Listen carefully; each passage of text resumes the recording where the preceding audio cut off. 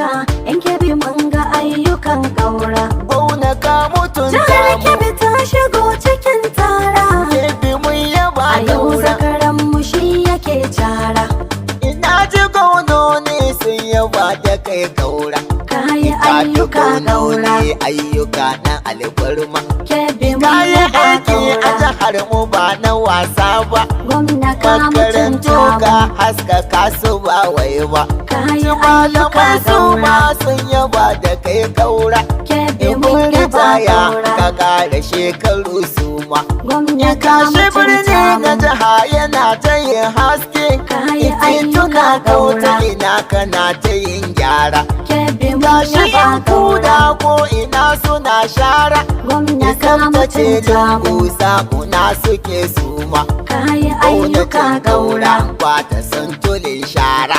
Kebbi mun yaba Sakatariya ƙaura. ga ta nan ana gyara. Gwamna ka Ya yi mutunta alwashi mu. sai an gama ta ba saura. Kayi ayyuka Bangaren lafiya ƙaura. na ma yana halin girma. Kebbi mun yaba Ƙwararrun ƙaura. likitoci gauna zai karu. Gwamna ka Bangare mutunta na mu. ruwan shanmu gauna bai yarba. Kayi Ya yi ayyuka alwashi ƙaura. birni da ƙauye zai samar. Kebbi mun yaba Bangaren nefa ƙaura. a gauna za shi yau gyara. Gwamna ka Matsalan mutunta nefa mu. a sannu gauna za shi kawar. Kayi ayyuka ƙaura. A gauna gashi har zuru. Kebbi mun yaba Gyaran ƙaura. titi na koko har zamu. Gwamna ka Har da mutunta kotun mu. fenshe imu ya zashi biya. Kayi Ya yi ayyuka abu ƙaura. wurin babu tantama nan ma. Kebbi mun yaba Bangaren noma ƙaura. a kunga gona bai yarba. Gwamna ka Ya rabon mutunta mu. taki ko ina ayo noma. Kayi ayyuka Tallafi na ƙaura. abinci gona ya bayar.